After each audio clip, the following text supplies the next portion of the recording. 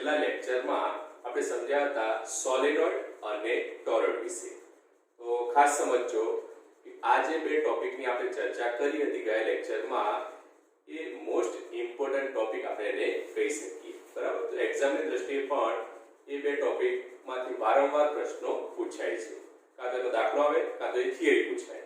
તો એટલા માટે ખાસ જે ગયા લેક્ચરમાં આપણે વાત કરી હતી સોલેનોઇડ અને ટોરોઇડ વિશે આ બે પ્રશ્નોને ખાસ તૈયાર કરશો।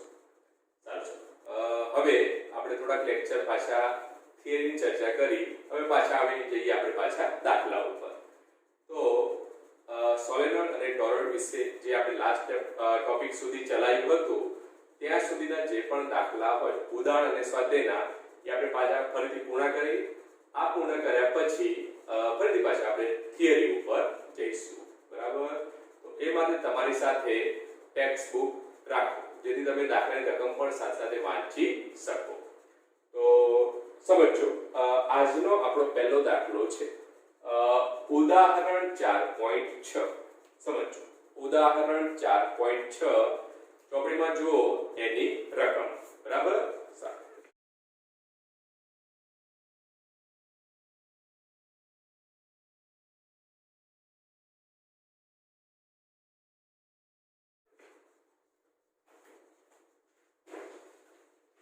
રકમ આપણે કઈ રીતે આપી છે કે આકૃતિ A માં દર્શાવ્યા મુજબ, હવે આપણને બે ફિગર આપેલી છે, ફિગર A અને ફિગર B। વાત કરીએ આપણે ફિગર A વિશે। તો આકૃતિ A માં દર્શાવ્યા મુજબ 12 એમ્પિયર વિદ્યુત પ્રવાહ ધારિત સીધા તારને 2 સેન્ટીમીટર ત્રિજ્યાના અર્ધ વર્તુળાકાર ચાપમાં વાળેલો છે।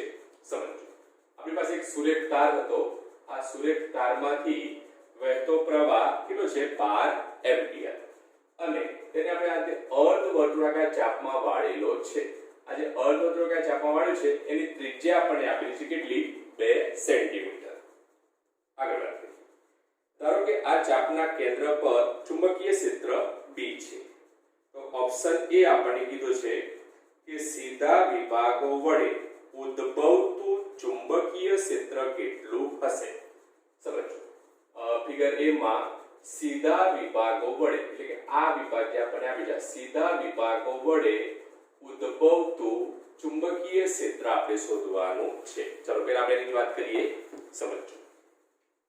તો આ રીતે આપણને એક સુરેખ તાર આપ્યો છે અને આપણે આ રીતે અર્ધ વર્તુળાકાર ચાપમાં વાળેલું છે। હવે આ પરિસ્થિતિમાં આપણે આ સીધા વિભાગો વડે ઉદ્ભવતું ચુંબકીય ક્ષેત્ર શોધવું છે। તો આવા વિદ્યુત પ્રવાહ ધારિત તાર વડે ધારો કે આપણે બિંદુ P પાસે ચુંબકીય ક્ષેત્ર શોધવું છે। તો સમજો આ જે સીધા વિભાગો છે તારના એ બિંદુ P ને કેવા છે એક રેખસ્થ કહી શકાય।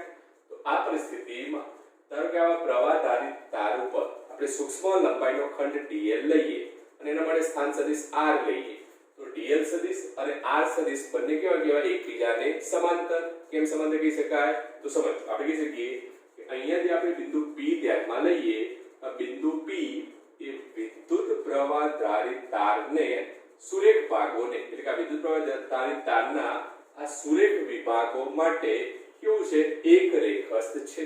તો આ પરિસ્થિતિમાં આવા સીધા વિભાગો પર આપણે સૂક્ષ્મ લંબાઈનો ખંડ dl લઈએ તો એના માટે સ્થાન સદિશ r અને dl સદિશ બંને કેવા થાય એકબીજાને સમાંતર થાય।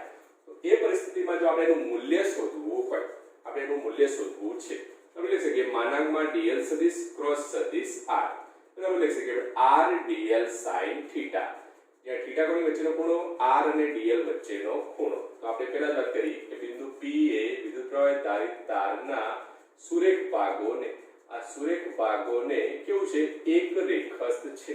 એટલે આ પરિસ્થિતિમાં dl અને r બંને કેવા છે એકબીજાને સમાંતર। તો બંને સમાંતર હોય તો બંને વચ્ચેનો ખૂણો કેટલો 0 ડિગ્રી। તો આ પરિસ્થિતિમાં આપણે લખી શકીએ r dl sin 0 એટલે કે આનું જે મૂલ્ય આપણને મળે એ કેવું મળશે આપણને 0। હવે આ પરિસ્થિતિમાં આપણે આ જે સીધા વિભાગો છે તારના એના વડે બિંદુ P પાસે ઉદ્ભવતું ચુંબકીય ક્ષેત્ર શોધવું છે। તો એના માટે આપણે લખી શકીએ ચુંબકીય ક્ષેત્ર B બરાબર બાયોસાવર્ટના નિયમ પ્રમાણે ઇક્વેશન લખી આપણે μ0/4 પાઈ માનાંકમાં I dl સદિશ ક્રોસ સદિશ r upon rq. તો આ પરિસ્થિતિમાં આ જે dl સદિશ ક્રોસ r સદિશ જે આપણે માનાંકમાં ધ્યાનમાં લઈએ છીએ આનું મૂલ્ય તો આપણા માટે કેટલું છે 0. તો એ પરિસ્થિતિમાં ચુંબકીય ક્ષેત્ર B પણ કેવું મળે આપણને 0. તો આના પરથી આપણે એમ કહી શકીએ કે બિંદુ P પાસે ચુંબકીય ક્ષેત્ર જ્યારે આપણે તારના સીધા વિભાગો વડે શોધીએ તો એ પરિસ્થિતિમાં બિંદુ P પાસે ચુંબકીય ક્ષેત્ર કેવું હોય છે 0. અને ત્યાં ચુંબકીય ક્ષેત્ર આપણને મળતું નથી એમ પણ આપણે કહી શકીએ. બરાબર. તો આ વાત કરીએ આપણે ઓપ્શન A માટે. સમજો ઓપ્શન A આપણે શું કહેતો હતો કે તારના સીધા વિભાગો વડે બિંદુ P પાસે ચુંબકીય ક્ષેત્ર આપણે શોધવું હતું. તો સીધા વિભાગો વડે બિંદુ P પાસે કોઈ પણ પ્રકારનું ચુંબકીય ક્ષેત્ર મળતું નથી અથવા ચુંબકીય ક્ષેત્ર શૂન્ય હોય છે એમ પણ આપણે કહી શકીએ. ક્લિયર? સાચું. આ વાત કરીએ આપણે ઓપ્શન A માટે. હવે વાત કરીએ ઓપ્શન B. સમજો. જોઈએ આપણે ઓપ્શન B. ઓપ્શન B માં આપણે કીધું છે કે અર્ધ વર્તુળાકાર ચાપના કારણે મળતા ચુંબકીય ક્ષેત્ર B કરતા વર્તુળાકાર ગાળા વડે મળતું ચુંબકીય ક્ષેત્ર કઈ રીતે જુદું પડે છે અને કઈ રીતે તેને મળતું આવે છે. હવે સમજો. પ્રશ્ન આવો છે કે અર્ધ વર્તુળાકાર ચાપના કારણે આપણે જો બિંદુ P પાસે ચુંબકીય ક્ષેત્ર શોધીએ. આ જે ચુંબકીય ક્ષેત્ર હોય એ ધારો કે આ અર્ધ વર્તુળાકારના બદલે સંપૂર્ણ વર્તુળાકાર ચાપ હોય એટલે સંપૂર્ણ વર્તુળ આપણે ધ્યાનમાં લઈએ તો એ પરિસ્થિતિમાં જે ચુંબકીય ક્ષેત્ર મળે એનાથી કઈ રીતે જુદું પડે અથવા તો કઈ રીતે એને મળતું આવે એવો આપણને પ્રશ્ન પૂછ્યો છે. બરાબર. ફરીથી કહું છું ઓપ્શન B માં આપણે એવું કીધું છે કે આ અર્ધ વર્તુળાકાર ચાપના કારણે બિંદુ P પાસે જે ચુંબકીય ક્ષેત્ર મળે એ ધારો કે વર્તુળાકાર ચાપ હોય તો એના કારણે જે ચુંબકીય ક્ષેત્ર મળે એમાં શું ફરક છે બંનેમાં એ આપણને કહેવાનું છે. તો પ્રશ્ન સમજ્યા? હવે આપણે જવાબની વાત કરીએ. સમજો. તો આપણે ઓપ્શન A માં શું થયું કે સીધા વિભાગો વડે બિંદુ P પાસે મળતું ચુંબકીય ક્ષેત્ર કેવું છે 0. હવે આ પરિસ્થિતિમાં આપણે આ અર્ધ વર્તુળાકાર ચાપના કારણે બિંદુ P પાસે ઉદ્ભવતું ચુંબકીય ક્ષેત્ર મેળવવું છે. તો અહીંયા આ એરો શું દર્શાવે છે? પ્રવાહની દિશા. તો આ પરિસ્થિતિમાં આ અર્ધ વર્તુળાકાર ચાપના કારણે ઉદ્ભવતા ચુંબકીય ક્ષેત્રની આપણે જો દિશા શોધવી હોય તો એના માટે આપણે શું કરવું પડે? જમણા હાથના અંગૂઠાનો નિયમ. બરાબર? અથવા જમણા હાથના નિયમનો આપણે ઉપયોગ કરવો પડે. હવે સમજો કે પ્રવાહ આ દિશામાં વહે છે તો જમણા હાથનો ઉપયોગ કરીને તમારે પ્રવાહની દિશા આ જે આંગળીઓથી દર્શાવવાની. તો જો પ્રવાહની દિશા તમે આ જે આંગળીઓથી દર્શાવશો તો એ પરિસ્થિતિમાં તમે અંગૂઠો જોશો તો અંગૂઠો કઈ તરફ જશે? બોર્ડની અંદરની દિશામાં. એટલે આપણે કહી શકીએ કે અહીંયા ચુંબકીય ક્ષેત્ર B ની દિશા આ સમતલને લંબ અને કઈ તરફ હશે? અંદર તરફ હશે. બરાબર? સાચું. હવે આ અર્ધ વર્તુળાકાર ચાપના કારણે આપણે જો બિંદુ P પાસે ચુંબકીય ક્ષેત્ર શોધીએ તો એ પરિસ્થિતિમાં એનું મૂલ્ય એ ધારો કે આ વર્તુળાકાર ચાપ હોય તો વર્તુળાકાર ચાપના કારણે તેના કેન્દ્ર બિંદુ P પાસે ઉદ્ભવતા ચુંબકીય ક્ષેત્ર કરતા કેવું થાય? અડધું. બરાબર? સમજો. જો આ વર્તુળાકાર ચાપ હોય વર્તુળાકાર ચાપના કારણે તેના કેન્દ્ર P પાસે ઉદ્ભવતું ચુંબકીય ક્ષેત્રનું મૂલ્ય એ અહીંયા ધારો કે આપણે લઈએ છીએ અર્ધ વર્તુળાકાર ચાપ. તો અર્ધ વર્તુળાકાર ચાપના કારણે બિંદુ P પાસે ઉદ્ભવતું ચુંબકીય ક્ષેત્ર કેવું થઈ જાય? અડધું. સંપૂર્ણ વર્તુળાકાર ચાપના કારણે જે ચુંબકીય ક્ષેત્ર મળે એના કરતા અર્ધ વર્તુળાકાર હોય તો ચુંબકીય ક્ષેત્ર પણ કેવું થાય? અડધું થાય. તો આ પરિસ્થિતિમાં આપણે સમજ્યા વિદ્યુત પ્રવાહ ધારિત રિંગ એના કારણે ઉદ્ભવતું ચુંબકીય ક્ષેત્ર તો એનામાં જે સૂત્ર આવતા હતા જે આપણે અલગ અલગ કિસ્સા લીધા હતા એ કિસ્સામાંથી આપણે સૂત્ર ધ્યાનમાં લઈએ છીએ કે પ્રવાહ ધારિત રિંગના કારણે તેના કેન્દ્ર પર ઉદ્ભવતું ચુંબકીય ક્ષેત્ર અથવા તેની અક્ષ પરના કોઈ બિંદુએ અથવા કેન્દ્ર પર ઉદ્ભવતું ચુંબકીય ક્ષેત્ર, તો એનું વ્યાપક સૂત્ર હતું μ0I/2a, બરાબર. આપણે ત્યાં જે પ્રવાહ આધારિત રિંગ લીધી હતી એની ત્રિજ્યા આપણે શું લીધી હતી? Small a. એટલે આપણે અહીંયા સ્મોલ a લખેલો હતો. તમે જો કિસ્સા જોશો પ્રવાહ આધારિત રિંગ માટેના, તો એમાં તમને અહીંયા સ્મોલ a આપેલો છે. બાકી આપણે અહીંયા ત્રિજ્યા r લીધી છે, એટલે કોઈ ફરક પડતો નથી. તો આપણે લખી શકીએ કે અર્ધવર્તુળાકાર ચાપના કારણે બિંદુ P પાસે ઉદ્ભવતું ચુંબકીય ક્ષેત્ર એ વર્તુળાકાર ચાપના કારણે ઉદ્ભવતા ચુંબકીય ક્ષેત્ર કરતાં કેવું હોય? અડધું. માટે આપણે આગળ શું લખી દઈએ છીએ? અહીંયા 1/2.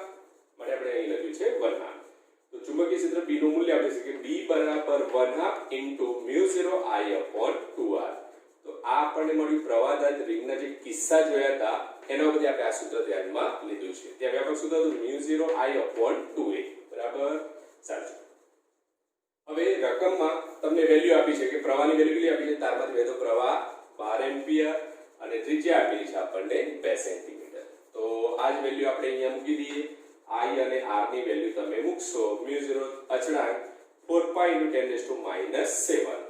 તો આ પરિસ્થિતિમાં તમને ચુંબકીય ક્ષેત્ર B નું મૂલ્ય કેટલું મળશે? 1.9 × 10⁻⁴ ટેસ્લા, બરાબર. તો આપણે આ રીતે ચુંબકીય ક્ષેત્ર B નું મૂલ્ય આપણે આ અર્ધવર્તુળાકાર ચાપના કારણે બિંદુ P પાસે ઉદ્ભવતું ચુંબકીય ક્ષેત્રનું મૂલ્ય મેળવી શકીએ. હવે સમજો, ધારો કે વર્તુળાકાર ચાપ હોય તો એનું મૂલ્ય આના કરતાં કેવું થાય? ડબલ.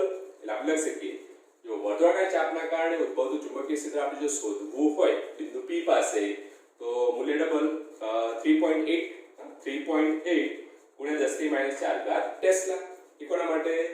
વર્તુળાકાર ચાપના કારણે તેના કેન્દ્ર પાસે ઉદ્ભવતું ચુંબકીય ક્ષેત્ર. તો એ આપણે લખી શકીએ 3.8 × 10⁻⁴ ટેસ્લા. એની આપણે અહીંયા જરૂર નથી, એટલે આપણે એ શોધતા નથી. હવે સમજો, આ ચુંબકીય ક્ષેત્ર B ની દિશા આપણે કેવી રીતે નક્કી કરી? જમણા હાથના નિયમ પ્રમાણે. લખી શકીએ આપણે રચાતા સમતલને લંબ રૂપે અને કઈ તરફ હશે?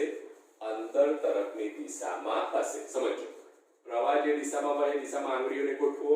આ પરિસ્થિતિમાં અંગૂઠો કઈ દિશામાં જાય? અંદર તરફ. એટલે સમતલને લંબ અને અંદર તરફની દિશામાં આપણને અહીંયા ચુંબકીય ક્ષેત્ર જોવા મળશે. ક્લિયર? સાચો. હવે વાત કરીએ આપણે ઓપ્શન સી. સમજો, ઓપ્શન સી માં આપણને શું કીધું છે? તો ઓપ્શન સી માં તમને કીધું છે કે આકૃતિ B માં દર્શાવ્યા મુજબ આ તારને તેટલી જ ત્રિજ્યાના પરંતુ વિરુદ્ધ દિશામાં અર્ધવર્તુળાકાર ચાપમાં વાળવામાં આવે તો તમારો જવાબ જુદો હશે? આવો પ્રશ્ન આપણને પૂછ્યો છે. તો હવે સમજો, આકૃતિ B આપણે ધ્યાનમાં લઈએ. આકૃતિ B માં તાર આપણા માટે સેમ અર્ધવર્તુળાકાર ચાપની માત્ર દિશા બદલવામાં આવે છે. એ તમે જોઈ શકો છો, અર્ધવર્તુળાકાર ચાપ આપણે ઉપરની દિશામાં લીધો હતો. તો હવે ઓપ્શન B માં આપણે શું લેવાનું છે? આકૃતિ B માં ઓપ્શન C માટે આપણે કહી શકીએ કે અર્ધવર્તુળાકાર ચાપ આના કરતાં વિરુદ્ધ દિશામાં, એટલે આ રીતે હોય.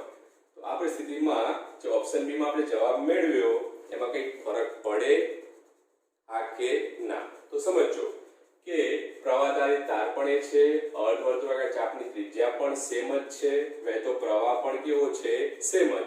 તો આ પરિસ્થિતિમાં આપણે ચુંબકીય ક્ષેત્ર B નું મૂલ્ય કેટલું મળે? સેમ. કોના જેટલું?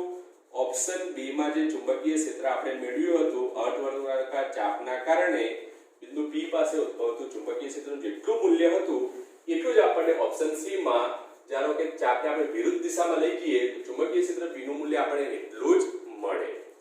ફરક શું પડે? ફરક એ પડે કે અહીંયા જો તમે ચુંબકીય ક્ષેત્રની દિશા નક્કી કરો તો હવે સમજો કે પ્રવાહ આપણા માટે આ દિશામાં વહે છે, બરાબર? પ્રવાહ આ દિશામાં વહે છે. તો આ પરિસ્થિતિમાં આપણા આંગળાને આપણે એ રીતે વાળવાના. આપણે આંગળાને એ રીતે વાળીએ કે પ્રવાહ આપણે આ રીતે દર્શાવી શકીએ. તો સમજો કે પ્રવાહ આપણા માટે આમ વહે છે. તમે જોઈ શકો છો, પ્રવાહ આપણા માટે આ દિશામાં વહે છે. તો આંગળાને આપણે એ રીતે રાખો અને આ રીતે વાળો, બરાબર? પ્રવાહ આપણા માટે આ દિશામાં વહે છે. તો આ રીતે આપણે આંગળીઓને વાળીએ તો અંગૂઠો કઈ દિશામાં આવે છે?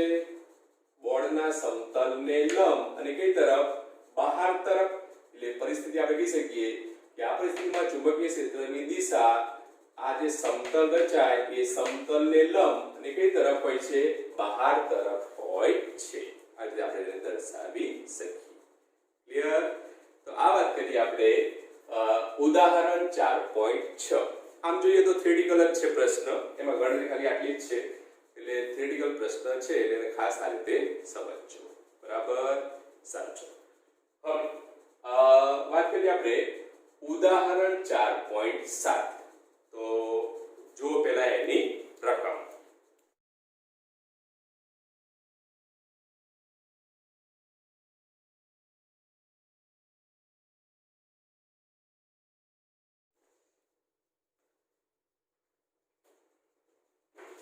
હવે રકમ આપણને આ રીતે આપેલી છે કે 10 સેન્ટીમીટર ત્રિજ્યા ધરાવતું અને ખૂબ પાસે રહેલા 100 આંટા ધરાવતું એક ગૂંચળું ધ્યાનમાં લો બરાબર આપણે એક લૂપ એટલે કે ગૂંચળું અથવા તો કોઇલ આપેલી છે એની ત્રિજ્યા આપણને આપેલી છે 10 સેન્ટીમીટર લખી શકાય r બરાબર 10 સેન્ટીમીટર એટલે મીટરમાં આપણે લખીએ 0.8 મીટર અને આ ગૂંચળામાં આંટા કેટલા છે 100 એટલે આપણે નંબર ઓફ ટર્ન એટલે કે આંટા n આપણે લખી શકીએ 100 જેમાંથી 1 એમ્પિયર વિદ્યુત પ્રવાહ પસાર થાય છે આ ગૂંચળામાંથી અથવા કોઇલમાંથી વહેતો પ્રવાહ આપણે આપેલો છે 1 એમ્પિયર હવે પ્રશ્ન પૂછ્યો કે આ ગૂંચળાના કેન્દ્રમાં ચુંબકીય ક્ષેત્રનું મૂલ્ય કેટલું હશે તો ગૂંચળાના કેન્દ્ર પર આપણે ચુંબકીય ક્ષેત્ર શોધવું છે સમજો આપણને ગૂંચળું અથવા કોઇલ આપેલી છે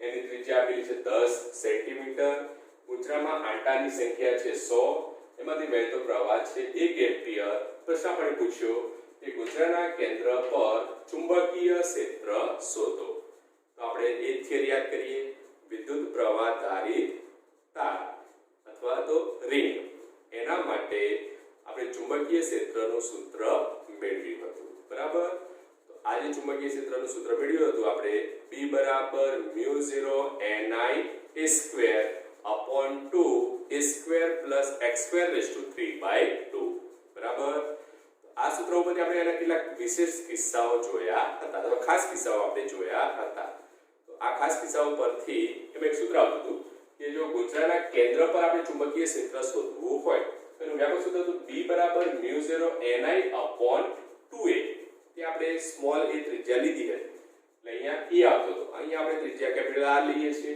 એટલે સૂત્ર આપણે શું થઈ જશે ગૂંચળાના કેન્દ્ર પર ચુંબકીય ક્ષેત્રનું સૂત્ર B બરાબર μ0 ni/2r બરાબર ચાલો ચલો તો આ સૂત્ર હવે યાદ જ રાખવાનું કે વિદ્યુત પ્રવાહ ધારિત ગૂંચળા માટે તમને ગૂંચળાના કેન્દ્ર પર ચુંબકીય ક્ષેત્ર શોધવાનું પૂછે બરાબર આવા દાખલા મોટાભાગે 2 માર્ક્સમાં પૂછાય અથવા MCQ માં પણ પૂછાય છે તો ગૂંચળાના કેન્દ્ર પર ચુંબકીય ક્ષેત્રનું સૂત્ર શું તો B બરાબર μ0 ni/2r બરાબર સાચું હવે કિંમત બધી આપણી પાસે છે જ બધી કિંમત અહીંયા મૂકી દો સાદરૂપ આપો જવાબ દાખલો પૂરો બરાબર એકદમ સિમ્પલ તો વ્યાપક સૂત્ર B બરાબર μ0 ni/2r એ આપણે ખાસ કિસ્સાઓમાં તમે લખેલું હશે બરાબર એટલે તમે જોઈ શકો છો તો કિંમત બધી જ મૂકી દો ચુંબકીય ક્ષેત્ર B નું મૂલ્ય તમને મળશે 6.28 × 10⁻⁴ ટેસ્લા ક્લિયર દાખલો પૂરો બરાબર તો એક માર્ક્સના MCQ માં પણ પૂછાઈ શકે અથવા 2 માર્ક્સમાં થિયરીમાં પણ પૂછાઈ શકે છે બરાબર તો આ રીતે આપણે આ દાખલાને ગણી શકીએ ઓકે જોઈએ આપણે આગળ નવો દાખલો ઉદાહરણ 4.8 સમજો ઇમ્પોર્ટન્ટ દાખલો અથવા તો મોસ્ટ ઇમ્પોર્ટન્ટ દાખલો આપણે એને કહી શકીએ જે તમે લગભગ પૂછાય 3 માર્ક્સ માટે પૂછાય તો ખાસ તૈયાર કરશો ઉદાહરણ 4.8 આપણા માટે આપણે એને IMP દાખલો કહી શકીએ જોઈએ આપણે એની પહેલા રકમ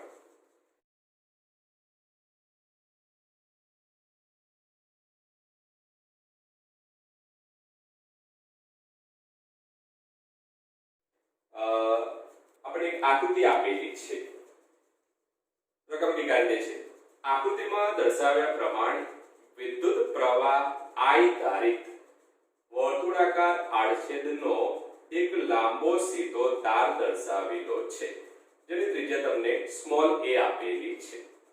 હવે વિદ્યુત પ્રવાહ કેપિટલ I આડછેદમાં સમાન રીતે પ્રસરેલો છે. હવે આ પરિસ્થિતિમાં r લેસ ધેન a અને r ગ્રેટર ધેન a વિસ્તારોમાં ચુંબકીય ક્ષેત્રની ગણતરી કરો.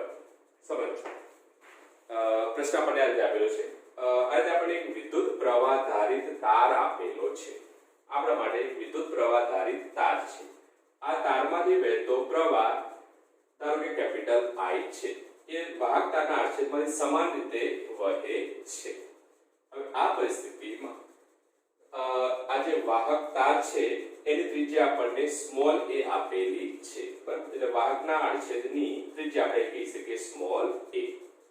હવે આ પરિસ્થિતિમાં આ વાહક તારની અંદર ધારો કે આપણે અંદરના વિસ્તારમાં આપણે ધારો કે એની ત્રિજ્યા કહીએ સ્મોલ r. તો અંદરના વિસ્તારમાં સ્મોલ r ત્રિજ્યા કહીએ તો એ પરિસ્થિતિમાં કન્ડિશન થશે r લેસ ધેન a. સમજો અંદરના વિસ્તારમાં આપણે જે ત્રિજ્યા ધારીએ એટલે કે આપણે r લેસ ધેન a. એ રીતે બહારના વિસ્તાર માટે એટલે કે આપણે r ગ્રેટર ધેન a. બરાબર, તો આપણે આ બે કન્ડિશન કીધી છે કે આ વાહકતાની અંદરના વિસ્તારમાં એટલે કે અંદરના વિસ્તારમાં ધારો કે જે લૂપ આપણે લઈએ એની ત્રિજ્યા ધારો કે r હોય તો અંદરના વિસ્તારમાં ચુંબકીય ક્ષેત્ર અને એની બહારના વિસ્તારમાં આપણે ચુંબકીય ક્ષેત્ર શોધવાનું છે. તો અહીંયા આપણે એપ્લાય કરવાનો છે આ જે બેઝિક દાખલો છે એ એમ્પિયરના સર્ક્યુલર નિયમના ઉપર આધારિત છે. બરાબર, એમ્પિયરના સર્ક્યુલર નિયમ ઉપર આ દાખલો આધારિત છે. જૂના જે સિલેબસ હતો એમાં થિયરી હતી. બરાબર, એનસીઈઆરટી જે સિલેબસ આવ્યો એમાં દાખલામાં એડ કરી દીધો છે. એટલે ભણવાનું તો ટૂંકમાં પહેલાના સિલેબસમાં પણ હતું અને અત્યારે પણ છે, પણ ફરક એટલો છે કે એ વખતે એને થિયરી કરતા હતા અને હવે એનસીઈઆરટી સિલેબસ પ્રમાણે આપણે એને દાખલા સ્વરૂપે જોઈએ છીએ. તો દાખલો એકદમ સરળ છે, સમજો. હવે આ તારના અંદરના વિસ્તારમાં અને બહારના વિસ્તારમાં આપણે ચુંબકીય ક્ષેત્ર શોધવું છે. તો પહેલા વાત કરીએ આપણે તારની બહારના બિંદુ માટે આપણે ચુંબકીય ક્ષેત્ર શોધવું છે. તો આ પ્રમાણે વાહક તાર છે એમાંથી સમાન રીતે વહેતો પ્રવાહ I છે. હવે આ પરિસ્થિતિમાં આપણે બહારના વિસ્તારમાં કોઈ બિંદુ પર અથવા બહારના કોઈ આપણે બિંદુ ધારો કે ધ્યાનમાં લઈએ P. તો બહારના કોઈ બિંદુ P પાસે આપણે ચુંબકીય ક્ષેત્ર શોધવું છે. તો એના માટે આપણે તારના કેન્દ્ર O ને ધારો કે અહીંયા આપણે કેન્દ્ર બિંદુ O કહીએ તો તારના કેન્દ્ર O ને અનુલક્ષીને એની આસપાસના વિસ્તારમાં આ કેન્દ્ર O ને સમકેન્દ્રીય રહે એટલે આપણે એક એમ્પિરિયન લૂપ ધ્યાનમાં લઈએ. બરાબર, કારણ કે આપણે બહારના વિસ્તારમાં આપણે શોધવું છે ચુંબકીય ક્ષેત્ર. તો ધારો કે આપણે જ્યાં એમ્પિરિયન લૂપ અથવા બંધ ગાળો જે ધ્યાનમાં લીધો એની ત્રિજ્યા ધારો કે સ્મોલ r છે. વાહક તારના આડછેદની ત્રિજ્યા સ્મોલ a છે. તો આ પરિસ્થિતિમાં આપણે કન્ડિશન લખી શકીએ r is greater than a. બરાબર, તો લખી શકીએ r ગ્રેટર ધેન a માટે એટલે કે વાહક તારના બહારના વિસ્તારમાં કોઈ બિંદુ P પાસે આપણે ચુંબકીય ક્ષેત્ર શોધવું છે. તો એના માટે આપણે એમ્પિરિયન લૂપ ધ્યાનમાં લઈએ જેની ત્રિજ્યા કેટલી છે સ્મોલ r. આ વાહક લૂપને ધારો કે આપણે બે નામ આપીએ એટલે લૂપ 2 કહીએ એને લૂપ 2. તો સમજો કે હવે એમ્પિરિયન લૂપ 2 માટે આપણે એમ્પિયરનો સર્કિટલ નિયમ લાગુ પાડીએ. તો લખી શકીએ આપણે ક્લોઝ ઇન્ટિગ્રેશન સદિશ B ડોટ સદિશ dl બરાબર μ0 ઇન્ટુ સિગ્મા I. હવે સમજો કે આ જે એમ્પિરિયન લૂપ આપણે વર્તુળાકાર બંધ ગાળો ધ્યાનમાં લઈએ છીએ એના માટે કોઈ પણ બિંદુએ ચુંબકીય ક્ષેત્ર તે બિંદુએ દોરેલા સ્પર્શકની દિશામાં હોય. હવે આવી એમ્પિરિયન લૂપ ઉપર આપણે અગાઉ પણ એમ્પિયર સર્ક્યુલરના નિયમની થિયરીમાં સમજી ચૂક્યા છીએ. એના ઉપર સૂક્ષ્મ લંબાઈનું પણ dl લઈએ તો ચુંબકીય ક્ષેત્ર B પણ એ જ દિશામાં આપણને મળે જે કેવું હોય સ્પર્શક રૂપે. તો આ પરિસ્થિતિમાં B અને dl બે બંને કેવા થાય એકબીજાને સમાંતર.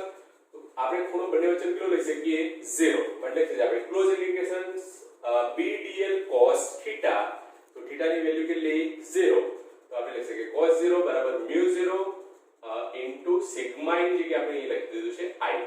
સિગ્મા એ શું દર્શાવે આ એમ્પિરિયન લૂપ 2 વડે ઘેરાતો કુલ વિદ્યુત પ્રવાહ તો કુલ વિદ્યુત પ્રવાહ એના વડે ઘેરાતો કેટલો છે I તો આપણે અહીંયા લખી શકીએ I બરાબર I લખો તો પણ ચાલે I લખો તો પણ ચાલે કારણ કે I બરાબર અહીંયા શું થશે I તો આ રીતે આપણે લખી શકીએ ચલો આગળ વાત કરીએ cos 0 ની value 1 b close integration into dl dl લખી શકીએ બરાબર μ0 I હવે ક્લોઝ ઇન્ટિગ્રેશન dl એટલે કે વર્તુળાકાર જે આપણે એમ્પિયર લૂપ લીધી એની માટે લંબાઈ તો એની ત્રિજ્યા આપણે કેટલી લીધી હતી r તો એની કુલ લંબાઈ શું કહેવાય 2πr વર્તુળની પરિઘ અથવા વર્તુળનો પરિઘ આપણે કહી શકીએ તો b 2πr બરાબર μ0 I તો લખી શકીએ આપણે b બરાબર μ0 I 2πr અને આ સૂત્ર આપણે એમ્પિયર સર્ક્યુલરનો નિયમ સમજ્યા ત્યારે પણ મેં સમજાવ્યું હતું યાદ હોય તો બરાબર તો એ સૂત્ર છે અહીંયા b બરાબર μ0 I 2πr આ સૂત્ર ક્યારે જ્યારે આપણે વર્તુળાકાર બંધ ગાળો છે કે પ્રવાહધારી તારની બહારના કોઈ બિંદુ પર આપણે જો ચુંબકીય ક્ષેત્ર શોધીએ તો એ પરિસ્થિતિમાં આપણને સૂત્ર મળશે b બરાબર μ0 I 2πr સમજો ધારો કે આ પ્રમાણે પ્રવાહધારી તાર છે એની આસપાસ ધારો કે આપણે અહીંયા એમ્પિયર લૂપ ધ્યાનમાં લઈએ તો તારની બહારના બિંદુ માટે ચુંબકીય ક્ષેત્રનું મૂલ્ય શું મળશે b બરાબર μ0 I 2πr કન્ડિશન લખી શકીએ આપણે r a જ્યાં r શું દર્શાવે છે એમ્પિયર લૂપની ત્રિજ્યા સ્મોલ a શું દર્શાવે છે વાહક તારના આડછેદની ત્રિજ્યા બરાબર તો આના માટે μ0 I 2π આપણા માટે અચળ પદ છે તો વ્યાપક સૂત્ર આપણે લખી શકીએ b ચલે છે 1/r એટલે કે ચુંબકીય ક્ષેત્ર b એ અંતર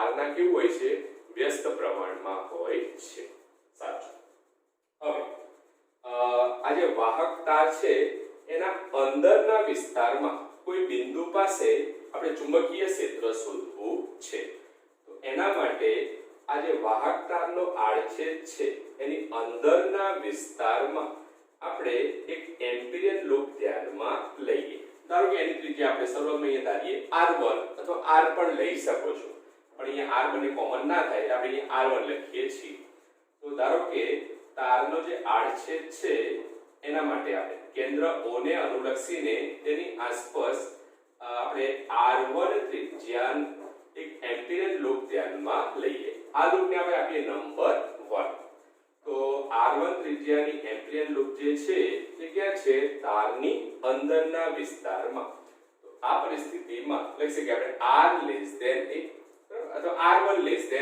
પણ તમે લખી શકો છો હવે આપણે લૂપ 1 એટલે કે લૂપ 1 આ લૂપ 1 સાથે સંકળાયેલો અથવા ઘેરાયેલો કુલ વિદ્યુત પ્રવાહ શોધવો છે કારણ કે આપણે શું એપ્લાય કરવાનું છે એમ્પિયર સર્કિટલનો નિયમ હવે સમજો કે આ સમગ્ર વાહકતાનો જે આડછેદ છે એમાંથી કુલ વહેતો પ્રવાહ કેટલો છે I પરંતુ આપણે એની અંદરના વિસ્તારમાં જે એમ્પિરિયન લૂપ ધ્યાનમાં લીધી એની ત્રિજ્યા કેટલી છે r1 એ વાહકતાના આડછેદની ત્રિજ્યા a કરતા કેવી છે નાની એ પરિસ્થિતિમાં આ લૂપ 1 વડે ઘેરાતો વિદ્યુત પ્રવાહ એ I કરતા કેવો હશે ઓછો જશે બરાબર તો આ પરિસ્થિતિમાં આપણે આ r1 ત્રિજ્યાની લૂપ વડે ઘેરાતો વિદ્યુત પ્રવાહ શોધવો છે તો એને આપણે આ રીતે લખીએ ધારો લૂપ 1 વડે ઘેરાતો કુલ વિદ્યુત પ્રવાહ ધારો કે IE હોય એન્ક્લોઝ કરંટ IE હોય તો આ પરિસ્થિતિમાં આ વાહકતાના અંદરના વિસ્તારમાં કોઈ પણ બિંદુએ વિદ્યુત પ્રવાહ ઘનતા કેવી હોય સમાન વિદ્યુત પ્રવાહ ઘનતા J બરાબર I/A ભણી ગયા છો ને ચેપ્ટર 3 માં તમે ભણી ગયા છો તો એનું વ્યાપક સૂત્ર તો J બરાબર I/A લખતા તો તમે યાદ J બરાબર I/A તો આ પરિસ્થિતિમાં આપણે લૂપ 1 વડે ઘેરાતો વિદ્યુત પ્રવાહ IE શોધવો છે તો આપણે I ને કરતા બનાવીએ તો I બરાબર શું થઈ જાય J * A આપણે અહીંયા એ લખીએ છીએ સમજો IE બરાબર વિદ્યુત પ્રવાહ ઘનતા I બરાબર J * A IE બરાબર વિદ્યુત પ્રવાહ ઘનતા ઇન્ટુ આપણે કઈ લૂપ માટે શોધવો છે ઘેરાતો પ્રવાહ તો લૂપ 1 માટે તો આપણે શું લેવું પડે અહીંયા A શું દર્શાવે ક્ષેત્રફળ તો આપણે શું લેવાનું લૂપ 1 નું ક્ષેત્રફળ બરાબર સાચું લખી શકીએ આપણે I બરાબર વિદ્યુત પ્રવાહ ઘનતા J બરાબર I upon A. તો J બરાબર આપણે લખી શકીએ I, તો વહેતો પ્રવાહ કેટલો I, આ વાહકતારના સમગ્ર આડછેદમાંથી વહેતો પ્રવાહ કેટલો I upon A, એટલે કે વાહકતાનું ક્ષેત્રફળ અથવા વાહકતાના આડછેદનું ક્ષેત્રફળ, આ વિસ્તારનું ક્ષેત્રફળ. તો આની ત્રિજ્યા કેટલી છે સ્મોલ a, તો એના માટે આપણે ક્ષેત્રફળ શું લઈ શકીએ પાઈ a સ્ક્વેર, બરાબર. તો આ પરિસ્થિતિમાં ઇન્ટુ લૂપ 1 નું ક્ષેત્રફળ, આજે આપણે અહીંયા એમ્પિયર લૂપ 1 લીધી છે એની ત્રિજ્યા કેટલી છે r1, તો એનું ક્ષેત્રફળ આપણે શું લઈ શકીએ પાઈ r1 સ્ક્વેર, બરાબર. સાચું. આનો આપણે આગળ સ્વરૂપ આપીએ પાઈ પાઈ કેન્સલ, લખી શકીએ I બરાબર I into r1 square upon a square. તો આ સમીકરણ એક શું દર્શાવે લૂપ 1 વડે ઘેરાતો વિદ્યુત પ્રવાહ. હવે આ પરિસ્થિતિમાં લૂપ 1 માટે એમ્પિયર લૂપ 1 માટે આપણે એમ્પિયર સર્કિટનો નિયમ લાગુ પાડીએ. તો લખી શકીએ આપણે ક્લોઝ ઇન્ટિગ્રેશન સદિશ b into સદિશ dl બરાબર μ0 into સિગ્મા I. તો લખી શકીએ આપણે આગળ bdl cos 0, કારણ કે આ બંને કેવા એકબીજાને પેરેલલ, તો bdl cos 0 બરાબર μ0 સિગ્મા I. તો લૂપ 1 વડે ઘેરાતો પ્રવાહ આપણે શું લીધો I, તો એની જગ્યાએ લખી શકીએ આપણે અહીંયા I. તો cos 0 1 લખી શકીએ b ક્લોઝ ઇન્ટિગ્રેશન dl બરાબર μ0 I ની વેલ્યુ સમીકરણ 1 માંથી આપણે મૂકી શકીએ. તો આ રીતે તમે એની વેલ્યુ મૂકી દો. સારું, ચલો સંકલન dl આપણે લખી શકીએ તો એમ્પિયર લૂપ 1 એની કુલ લંબાઈ એટલે કે એના માટે પરિઘ, તો એની વેલ્યુ શું થાય 2 પાઈ r1, કારણ કે લૂપ 1 માટે આપણે ત્રિજ્યા શું લીધી છે r1, તો લખી શકીએ આપણે અહીંયા r1. તો ચુંબકીય ક્ષેત્ર આપણે તો b શોધવું છે, તો b બરાબર આ પદ જશે નીચે, સાદરૂપ આપો આપણને પદ મળશે b બરાબર μ0 I into r1 upon 2 pi a square. તો આ રીતે આપણને આ સૂત્ર મળશે. હવે જો આપણે સંબંધ લઈએ તો આ બધા પદ તો અચળ, μ0 I upon 2 pi a square અચળ, તો વધીશું r1, તો લખી શકીએ આપણે b ચલે છે r1, બરાબર. સમજો તમે b ચલે છે r1 લખી શકો, અથવા જો આપણે વ્યાપક સૂત્ર કેવું હોય તો આપણે કહી શકીએ b ચલે છે r, જે r શું દર્શાવે લૂપ 1 માટે ત્રિજ્યા, જે ક્યાં છે વાહકતાની અંદરના વિસ્તારમાં, બરાબર. તો સમજો કે આજે આપણા માટે પ્રવાહધારિત વાહકતાર હતો, એના માટે બહારના વિસ્તારમાં કોઈ બિંદુએ જે ચુંબકીય ક્ષેત્ર શોધીએ તો એના માટે અંતર સાથે સંબંધ શું થાય b ચલે છે 1 upon r. જ્યારે પ્રવાહધારિત તારની અંદરના વિસ્તારમાં કોઈ પણ બિંદુએ જે ચુંબકીય ક્ષેત્ર શોધીએ તો એની સાથે અંતરનો સંબંધ શું થાય b ચલે છે r, બરાબર. લખી શકીએ આપણે કે ચુંબકીય ક્ષેત્ર b ધારો કે આપણે પ્રવાહધારિત તારના અંદરના વિસ્તારમાં શોધીએ તો અંતર r ના કેવું છે સમપ્રમાણમાં, જ્યારે બહારના વિસ્તાર માટે અંતર r ના વ્યસ્ત પ્રમાણમાં હોય છે. હવે આ પરિસ્થિતિને પ્રવાહધારિત તાર માટે ઉદ્ભવતું ચુંબકીય ક્ષેત્ર b નું મૂલ્ય અંતર r સાથે કેવી રીતે બદલાય છે એ આપણે ગ્રાફિકલ સ્વરૂપે પણ એને દર્શાવી શકીએ. તો સમજો આ વાલે ક્યાંક તમે દોર્યો હશે, બરાબર. 11માં પણ દોર્યો છે અને 12માં પણ ચેપ્ટર 1 માં દોરેલો હશે. તો 11માં તમે દોરતા હતા ગુરુત્વ પ્રવેગ g વિરુદ્ધ અંતર r, ચેપ્ટર 8 ગુરુત્વાકર્ષણ 11માં, બરાબર.